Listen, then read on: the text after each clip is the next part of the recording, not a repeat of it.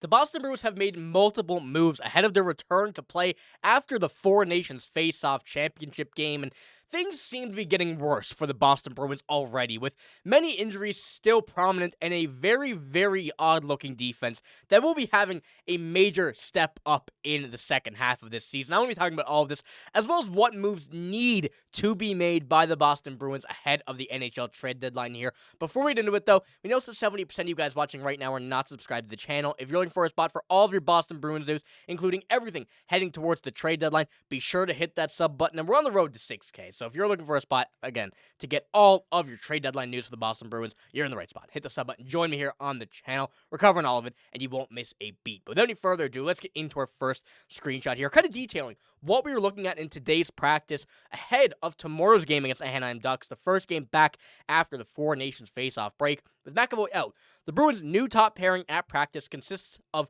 Nikita Zadorov and Andrew Peeke, one that we've been seeing mostly with the absence of Charlie McAvoy before with his previous injury. Recent call-up Michael Callahan skated on the second pairing with Brandon Carlo. Michael Callahan playing okay this year in the NHL level, but certainly punching above his weight class on that second pairing.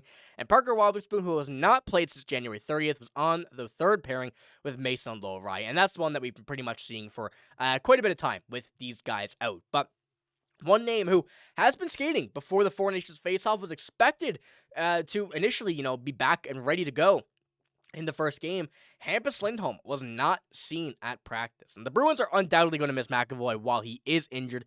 He is their best defenseman, and it's not getting any easier when noting that Elias Lindholm still has more recovering to do before he can get back into game action. Now, when we're looking at Elias Lindholm, November 12th was his last game. Initially thought to be, from what we were hearing from Jim Montgomery, day to day, then eventually going to week. Joe Sacco coming in saying still week to week, and the most recent update was still week to week, and that was a couple weeks ago. And, looking at it now when he was back with practice in a no-contact jersey, skating with the team, things were looking good. Things were looking great, actually, when he was about to come back, and we figured the Four Nations break would have been exactly what he needed to get ready to be back for the first game.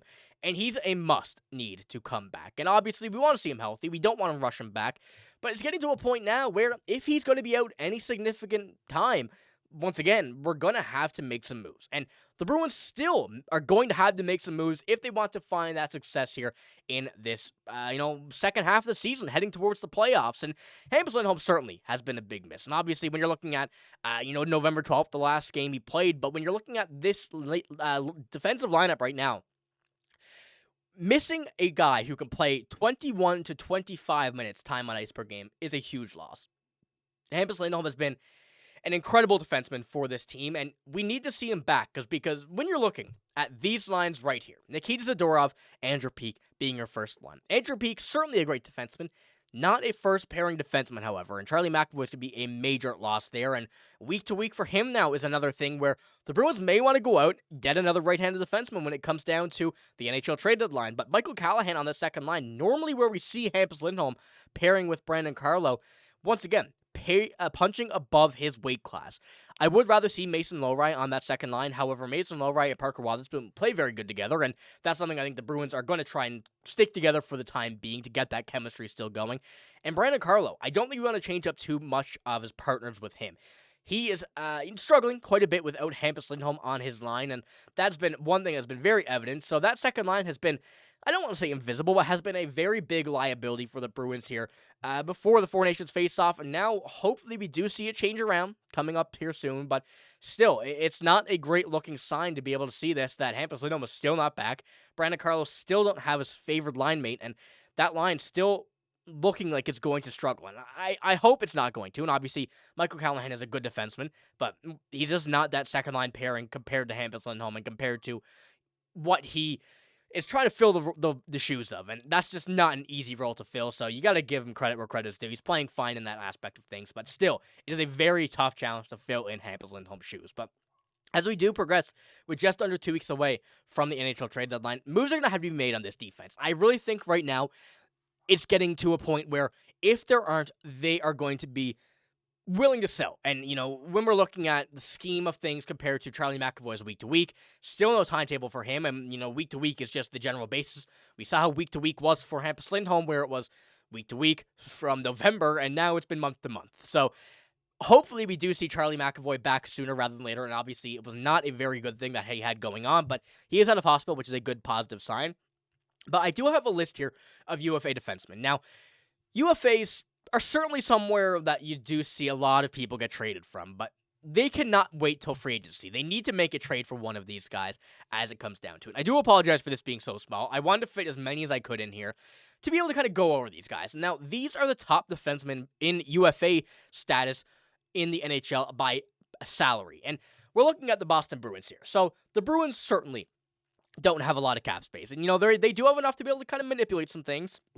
But when it comes down to it, they're not going to be able to get really any of these guys without any retention. The way the Bruins are likely going to look at this deadline is probably conservative sellers. And I don't want to say, sellers are biased for sure. We really haven't had an update from Don Sweeney, from Cam Neely, really from anybody in quite some time about what this deadline is going to look like, which right now I think is about the time that you want to figure out what you're going to do. So it is hard from a fan perspective, from, whether it's me, whether it's any of you guys, whether it's even some of the reporters thinking about this, what the plan is. We can all have our ideas, but we can never say for sure until we actually see it be put into motion or put on paper. But when we're looking at any of these guys, it is a tough look to be able to go and get it. So the Bruins might be looking for a defenseman along the lines of this: a younger player who can re-sign with this team, they can fit in now, and someone who is very solid on defense. Now, the offense for this team also had a bit of struggles going into the Four Nations face-off, whether it was, coming out and scoring quite a few goals in the game, 5, 6, and then coming out and getting shut out the next game with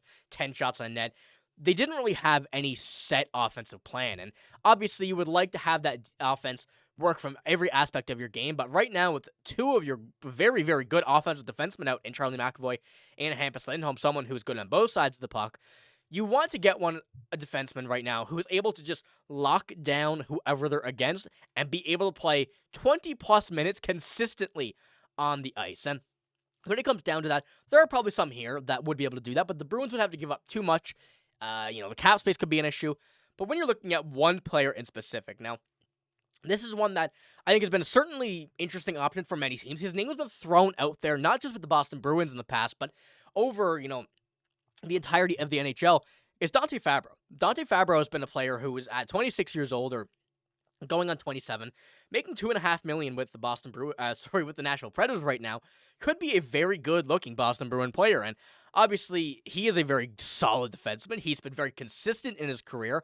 And at 26 years old, going on 27, he's someone that could lock down a defense for, years to come. And the Bruins would have to probably pay a little bit more than they would for some other defensemen. But Dante Fabro is certainly a great player that could fill that role there on that right side if need be. Because when we go back to looking at these lines here, Brandon Carlo, Parker Wiseman, Andrew Peeke, they're good, but there is just a big hole in the top of the defense here. And Brandon Carlo could play there. He's been struggling, but, you never know what a change of scenery could look like for him. And Andrew Peeke, good second, third pairing defenseman. Parker Wiseman is someone that I think has been a pretty locked down seventh defenseman that could be in and out of this lineup if need be. Could also play on the left side, but just huge when it does come down to whatever will happen with Michael Callahan and Elias Lindholm. But Dante Fabro, just as an example, nothing is imminent, nothing is, happening right now on that front, is someone that the Bruins are going to be looking to target to add to this defense for, as I mentioned, not just this year, not just years to come, but to help out this defense with what they need over the next few years. So let me know what you think about this, Bruins fans. Obviously, it's not a very ideal situation when you do have two of your top defensemen missing in Elias Lindholm and Charlie McAvoy. And really, not a date for either of them. Elias Lindholm was supposed to be back, around now, but we're not getting any dates. We're still seeing the recovery time since November 12th. And it really is not a great look. But obviously, we have to at least see some move made. We have to kind of trust what the management's going to do for this team. Although it may be hard to do so, things are going to happen, moves are going to be made, and moves have been made already. So hopefully we do at least see some outside moves made now by or via trade, and hopefully the Bruins are going to look to add here instead of sell, because selling is a sign of defeat, and we don't want to see that from this Boston Bruins team. But let me know what you think about all of this news here in this video. What do you think we're going to see on a trade aspect of anything, and what do you think this defense is going to look like starting tomorrow against the Anaheim Ducks? But like I said, that's all I got in this video. If you did enjoy, give it a like, hit the sub button as well, and I appreciate you guys if you made it to this point in the video. But that's all I got. I'm signing out. Thank you for watching. Hope you have a great day. See you later.